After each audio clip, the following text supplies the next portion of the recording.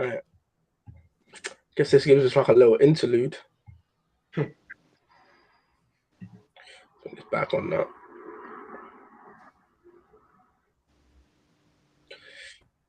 Okay. Okay, we're back. Okay,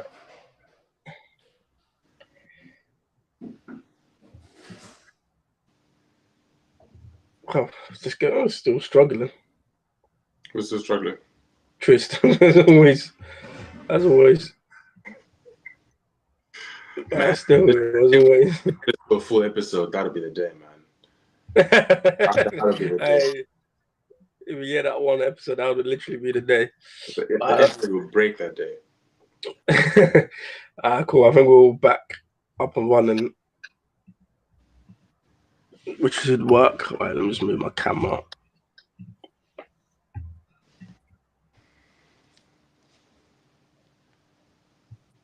No, that's that one. Right, let me see. So I'm just double checking while I'm waiting for Trey.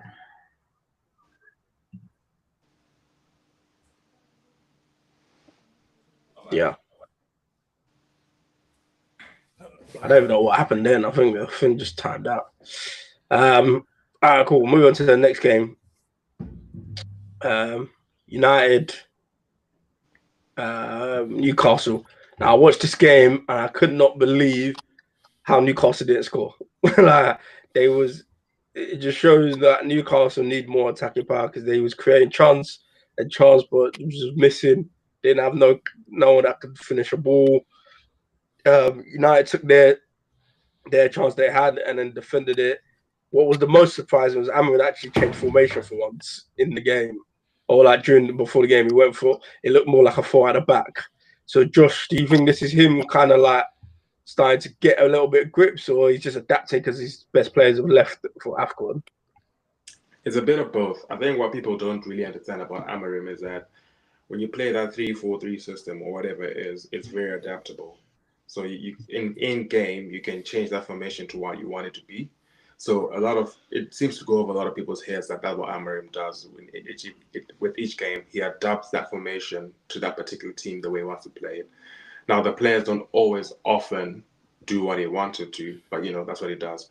In this case, though, to be fair, it was quite clear, like a back four from the start. Well, he started at the 3, but quickly went to a 4 with Dogu being on the right wing as well.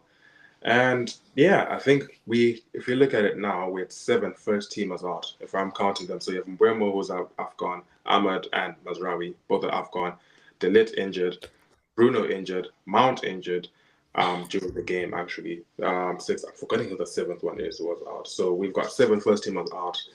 He has to do what he has to do. We're still able to grind out the win. And it's not a pretty performance. It's not a pretty sight. I think for the last 20 minutes, my heart was in my chest the whole time. By the 3 points we needed.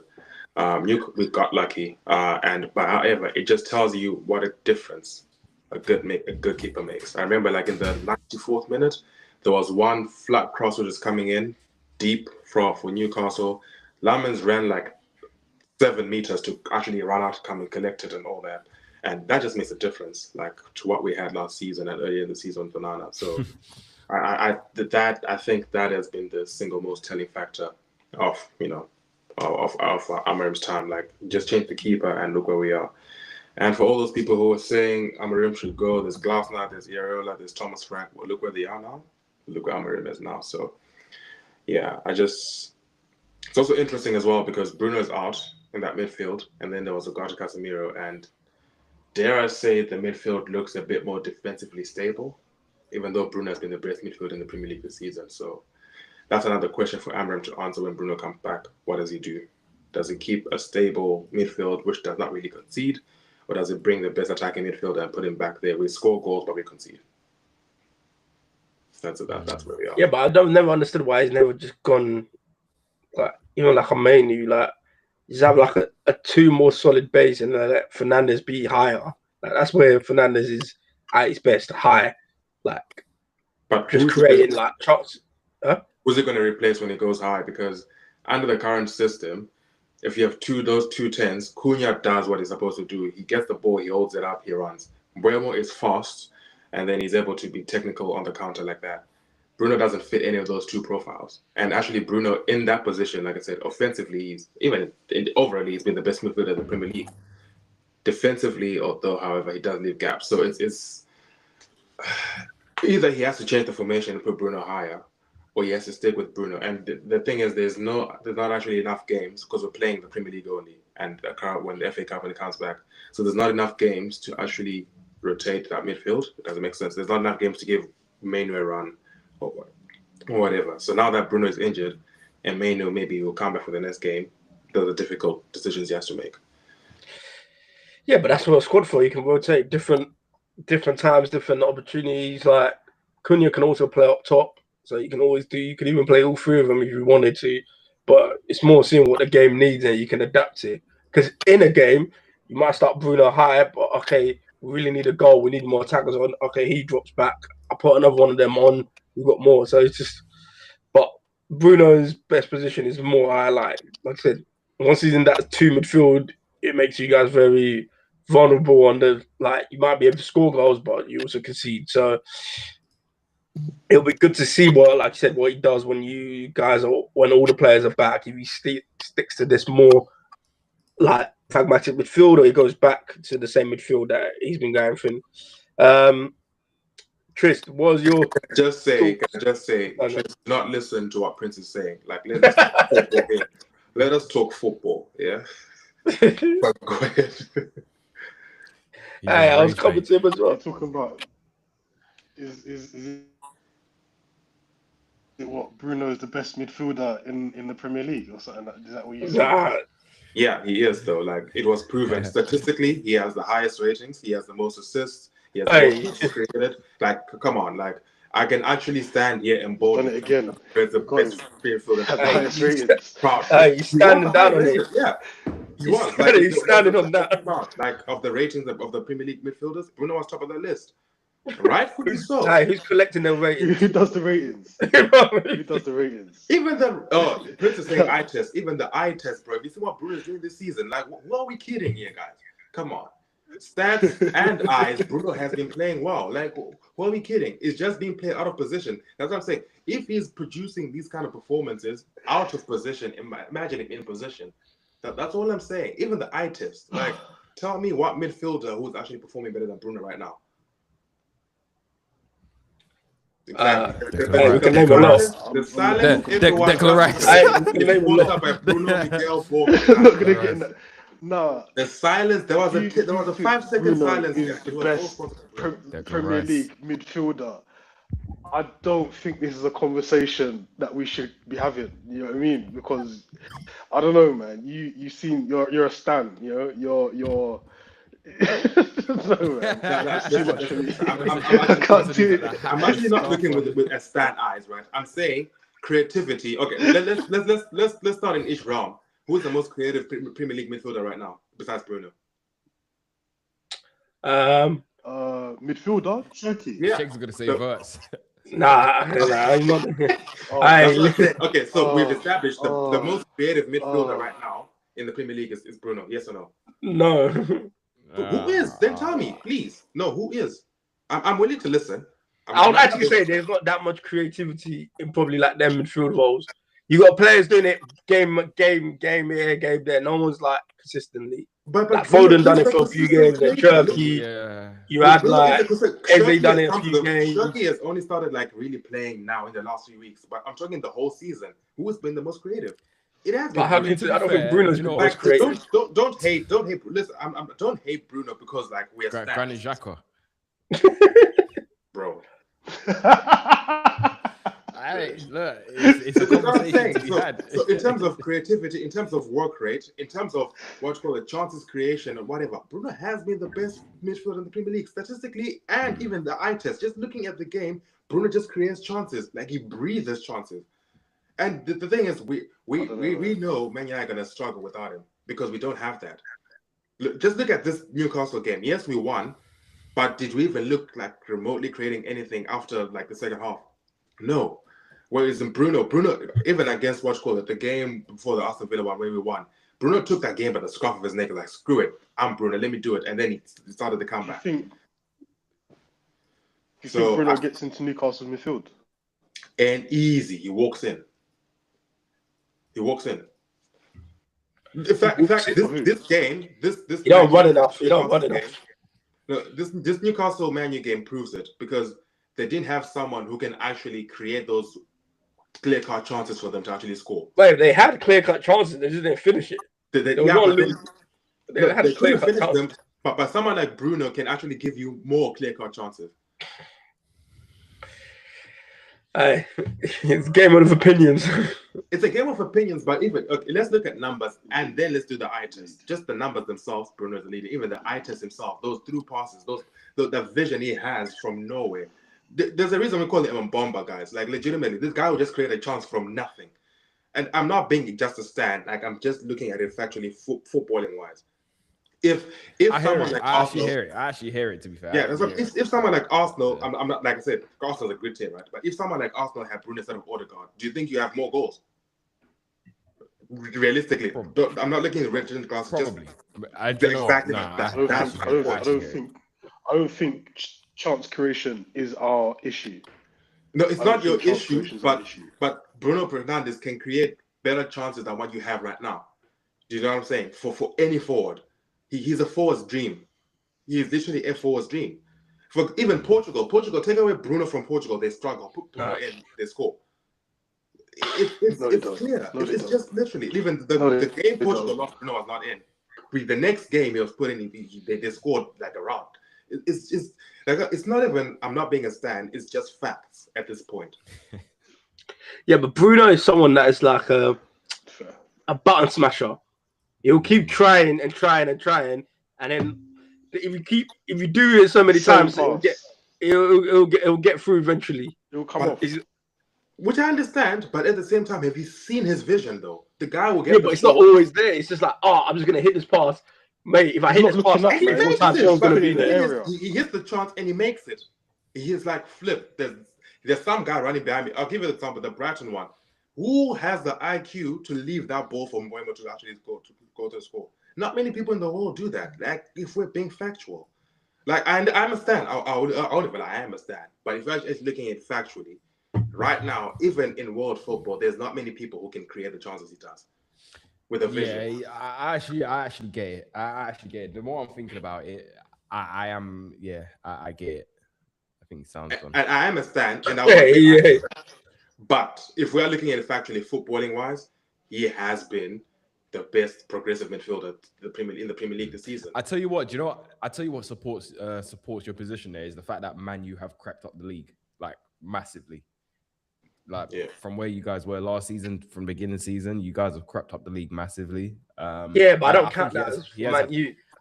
No, but the thing is, they play once a week. They only play once a week, remember? They have a whole week. They have from Saturday to the next Saturday to plan, prepare, let's go. Whereas before, last season, they had to play Thursdays, and that's why they weren't there well. And if they had to play Wednesdays or Thursdays this year, they would be struggling.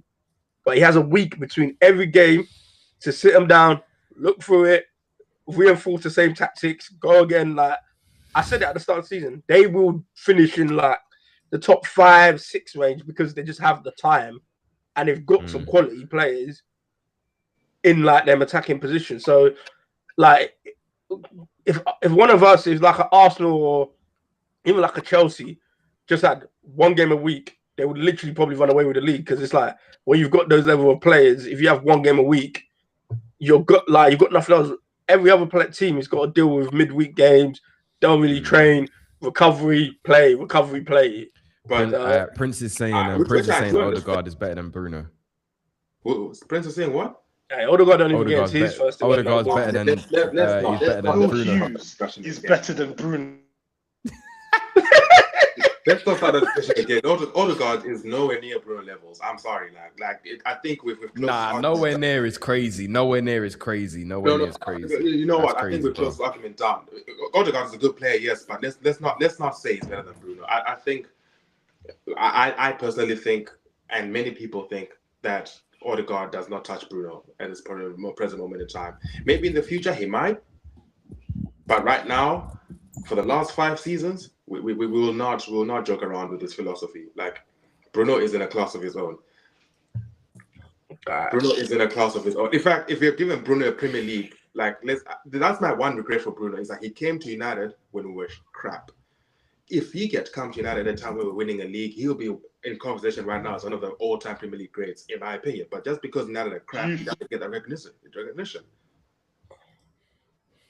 United. That's bold. But it's true though.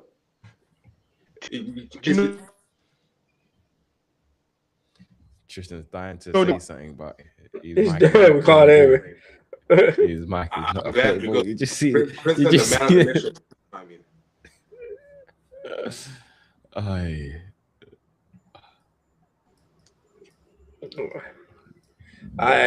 we got enough of this, Bruno. So let's move on, wrap it up. We'll be there for a while. Let's go through some of the other games of the weekend.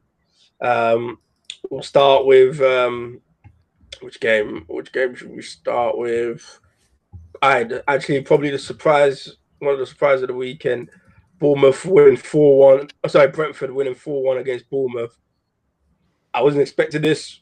I was thinking maybe Brentford would give a good game because they've been better than everyone expected. But to win 4-1 against Bournemouth, I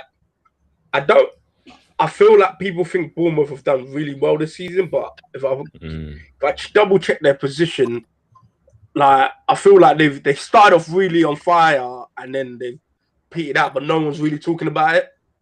Yeah, but they're down at 15th. You know what, Shegs? I think that comes from what expectation was there on. There was no expectation on them, so of course they can slip down the table, and nobody's really going to bat an eyelid about it because ultimately they've slipped down to where most people would have probably placed them before the season started, if that makes sense. Yeah. The funny thing is, though, Brentford have replaced them in the top 10, which is what I didn't expect. At one point, they were hanging down literally at the bottom of the table, which is crazy. But yeah, no, incredible game. That Kevin Schade guy, I actually didn't watch the game. I watched the goals, though. And that Kevin Schade guy, each week, he's becoming sort of a standout player for Brentford. I don't know much about him.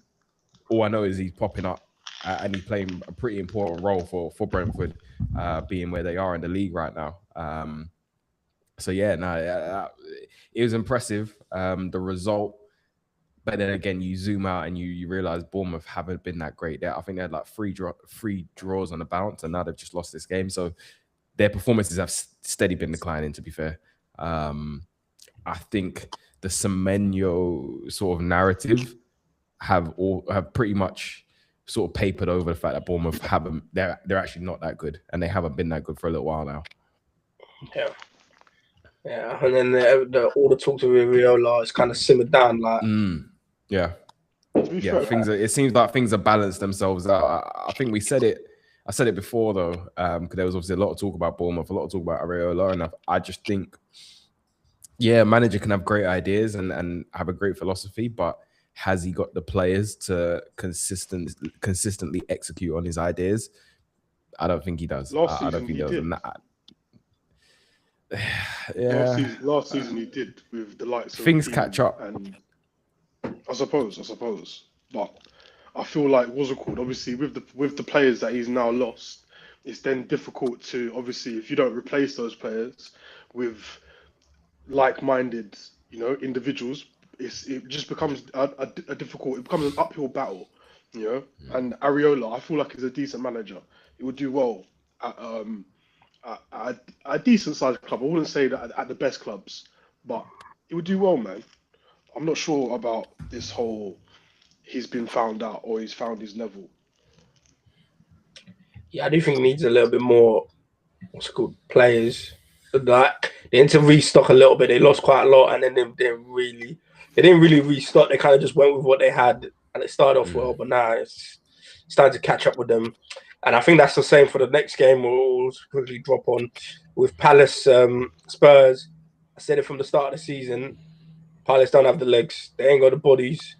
There's only so many games you can keep tight, and having to play games back to back to back. I think they played on a Thursday, then Tuesday, then weekend again, and then they're playing Wednesday.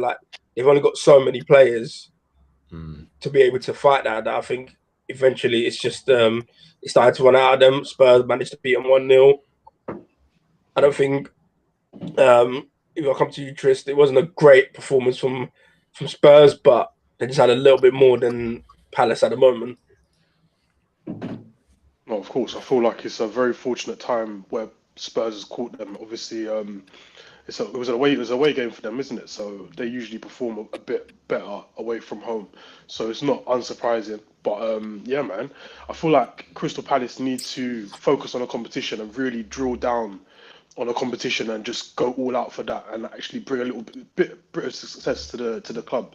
I feel like Glasner has the ideas for it, but to compete on all fronts is far too much, man. They like you saying earlier, they don't have the squad for it. But yeah, man, I feel like they play decent football though, you know, and the way they have introduced their youth team into that Europa nights and they're still able to compete, it shows you, you know. Yeah, no, I felt I was talking to yourself and someone else yesterday as well that they need to just do what like West Ham done like a couple of seasons ago. Focus on like the Conference League, your league form. I think they're good enough to stay in the league where they might not finish high, but they're good enough to get enough points to stay in the league and just focus on trying to get that Conference League and just go with that. Like I said, they haven't got the squad enough to be competing on all fronts. I'll come to you, Josh, for our next game, Leeds versus Sunderland. Very good draw for Leeds, who are now moved out. They're now out of the relegation zone. They've had a good run the last couple of weeks. Like, how do you think this is? How do you think Leeds coming up and like Dominic Calvert-Lewin resurgence is helping them climb the table? Yeah, I was actually going to give a shout out to Calvert-Lewin. I think he has found his form again. He's playing football with a smile again, and like always, like for any team, having a good striker in form is always going to give you that platform to actually launch something if you're going to do something. So I think it's important actually to have Dominic Calvert-Lewin in this kind of vein. So he's doing well. But I also want to give a shout out to Leeds for that goal they scored this weekend. That was I think one of the best team goals I've seen this whole season. From the back to the front, pass, and Dominic Calvert-Lewin finishes. So, yeah, I've always said it. I don't think Leeds are going to get relegated this season, to be honest with you. They just look a bit too solid at the moment to actually go down. So, yeah, I think it was a fair result as well. 1-1 was good. If Dominic Calvert-Lewin can stay fit, I think they're in business. So, yeah, that was a good watch as well. Yeah, well, it's going to be interesting because now they put pressure on a couple other teams. But then one of those teams is West Ham, who are now in the relegation zone and looking like they're struggling. Like they brought in Nuno, but he doesn't need to change. They're 5 points off the drop at the moment, off safety, losing to Fulham 1-0. Fulham are a good side, but Tris, is it getting to desperation time for West Ham? Like where they have to maybe they have to resack their manager, or they have to really go hard in the transfer window. What are your thoughts on that? I don't necessarily think they have to go hard in the transfer window, but they definitely need to sign the right player. Obviously, that's difficult, isn't it? You know, but if they're able to get a focal point, you never know, man. Their fortunes might change because I feel like their squad is it's not the worst. It's not amongst the 3 worst in the league. You know, so I don't know, man. Obviously, they have to make changes. Nuno might not be the guy, but are they really in a position to make that change? They have to just stick it out, man. Hopefully, it turns out well for them, but they don't look good. Yeah, it's not looking at 5 points. It can be a lot to catch up, and there's some good teams like Forest who are looking a little bit better ahead of them. Leeds who are looking a little bit better. It might be quite tough for them. Trent, I'll come to you before we move on to our quick preview. Last game of the weekend. I don't know if there's much. I don't know if there's much to even say about this 0-0 Burnley Everton. I wasn't expecting much. We didn't get much. So I mean, one of them games you can just chalk off on another day. But I mean, I will say it was a better game for Everton than it was for Burnley because that sort of ended Everton's couple game unbeaten run. So yeah, look, they might be able to pick up from here. And look, Everton compared to the performances they're putting up last season, for example, their league position right now is obviously much better than where they were. I think a lot of people probably had Everton probably a little bit further down right now. So yeah, no, it's good for them. Burnley, I mean, they're going down, so I don't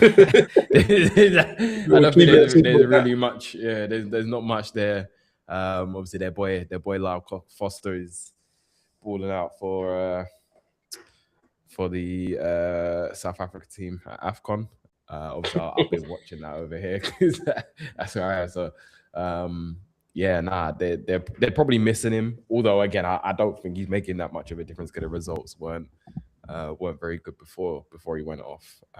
But yeah, bit of a boring game is what you expect from them. But like I said, I think it's a better result for Everton than it was for Burnley, simply because hopefully they can sort of push on it and start picking up some wins from it. Cool. All right, that rounds up our games for this week. That was a couple good games. We're moving on to the Premier League doesn't stop. It's back tomorrow for another round of games. There's gonna be there's some interesting games this week. We're gonna quickly touch on some of the key games that are coming up this game week. We will not be touching on Man United Wolves because we all know what's gonna happen in that game. No one needs to Wolves going to upset Man U. Hey, bro, I hope trust me to happen to Man U that we're the ones to break that losing streak. Hey, you know, so interesting stat. Wolves have the second longest winning streak in the Prem in 2025. That's it. Wait, so Villa have the longest winning streak. Villa got the top. Villa got the longest winning streak in 2025. From last season, they got the second. I was like, what? How is that even possible? But they done a madness at the end of last season somehow. But yeah, Liverpool Leeds going to be an interesting game. Last one finished 3-3 a few weeks ago. It's funny how they're doing like all the games that happened a few weeks ago, like quickly back. But it finished 3-3 last game. I think another home game. That's gonna be interesting. That's gonna be interesting because Leeds have put up a fight against literally all the top 6 teams that they played, bar Arsenal. Yeah, like they've actually, you know what I mean, they beat Chelsea a few weeks back, didn't they? Yeah. I think they've had a lot of them at home, so it'll be interesting to see. I think a lot of them have been at home, and I think going to Leeds is it's not an easy place to go to. So I think if they we'll see what they can do. I think we should win, but we haven't been playing well. It is what it is. But it'll be an interesting game. They're on a good run of form. It'll be good to see how we perform. Like we ain't got many. We got quite a lot of injuries and people missing because of AFCON. So we'll see how he rotates it with such a quick turnaround. But I think it should be a nice win. Josh, I'm gonna come to you. Another key game: Sunderland against Man City, but Sunderland at home. How do you think City are gonna fare going away to Sunderland? They're gonna win. It's gonna be 2-3-1, something like that.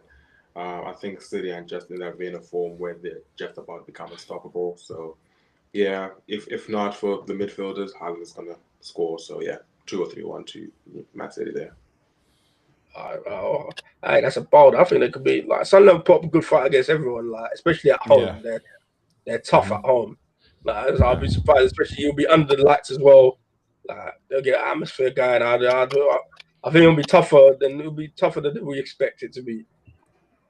Definitely will be tougher, but I think City's that's got too much quality at the moment. They're playing too well. Yeah, they're gelling at the moment. So yeah. All right. I'll move on to this is the big game of this week. Arsenal versus Aston Villa at the Emirates. In my eyes, if I see it, Arsenal win, they take out Villa from the title race. Arsenal lose, they just literally open up the whole league. Like it's a real win. There's no option to lose for Arsenal if they really want to be where they want to be. So let me come to you, Trey. How do you see this game going? How do you feel about the game? What are your thoughts on it? I'll start with the second question. I'm not going to sit here and say confident, because, like I said, our performances haven't been great, and Villa's have been. I mean, we just spoke on they've got the longest win streak of the year so far. So this is one of those games. Obviously, we're at home. We're pretty strong at home, so I'd like to say that can go in our favor. But again, I've seen upsets where teams have come to our ground and sort of done us over in our own backyard. So this is one of those games. I feel like Emery just comes with this fire. I don't know. I reckon he fires his players up in the changing room when it comes to Arsenal. I'm not going to sit here and say I'm completely confident that we'll come away with 3 points. It's absolutely like I said, there's no other choice. We need 3 points. If Villa win, that's the title race blown wide open. I think that puts us on level points with them, or puts them on level points with us. And then I think from there it really is City's to sort of run off with. But then, like I said, on the other hand, if we go ahead and beat Villa, it really reshapes that top four a little bit. It's a huge one, very, very big. We just have to see. So just before you continue, I got two quick things. One is a quick fact. The last time Arsenal had 11 in a row, like 11 wins in a row, Unai Emery was in charge. That brings me to my question. Do you guys actually regret not sticking by Unai Emery? No. Do you know what, man? I hate that. Like, did you not see like his last couple of games? Like, did you not see why he got sacked? No, but then we would like. I against Norwich or something was conceding like 30-something shots. It's bonkers. Like. I would argue with Unai Emery at that time. The players down tools, and then he wasn't supported by the board. That's what I saw. Look, I'm not gonna deny that. I'm not gonna say it's true or false, but I'm not gonna deny it. What I will say is I didn't see him improve the club the way Arteta has. Yes, he wasn't given anywhere near as much time, but even just, and you always expect that new manager dip. To be fair, some teams you'll expect a manager bounce, but there's that little dip where transition. But it wasn't that bad for Arteta as it was for Emery. So because I think with Emery, the board was like, because it was Baku, Chelsea. That final there, after he lost, he had to go. It's simple. You can't lose it. You can't lose like that to your nearest rivals. It don't make sense. From when he lost that game there, the writing was on the wall. He was a dead man walking. It is what it is. Football is a game of fine margins. Yeah, man. You can't lose that. You can't lose that. I think it was wrong timing. He was wrong timing for they had no you had too many players that were egos and they weren't matching. Like you see when they come into Villa, you have to, for his type of management skills, he needs the players that are on board with that's gonna drive it as well. Whereas he didn't have and probably because the English as well was probably not as strong as it is now. It was probably just the barrier. Players weren't feeling him. It's just kind of all kind of messed. Yeah, exactly. Like all of that. Could it be? But here's the thing. What I'll say. I think at that time, when Arteta came into Arsenal, he was given the power to make all those changes. I don't think he was given the power to make those changes at that time. I think Arsenal realized they were like, crap, if we're going to build with a new manager, we have to give him the power to do whatever he did. That's just my opinion, but if he was given that power that Arteta was given, I think there might have been a better outcome because he would have. Yeah, but I think it was too much change. You think about it, he came straight after Wenger, so it was just probably everything is new, people not sorted everything, everyone's like what's the plan? They've had the same guy in charge for over 20 years, so everything was routine. And then he come, it's but by the time probably Arteta comes, the board probably have got a little bit more screwed on how they need to handle things, which probably gave them the platform and the license. And probably Arteta, he probably knew where one, whereas Emery was coming from a different country, never been in England, language back, it's probably all factors. Yeah. But come to you last, Tristan. Villa to me, they're missing the key players in Kamara. He's suspended, and in Cash.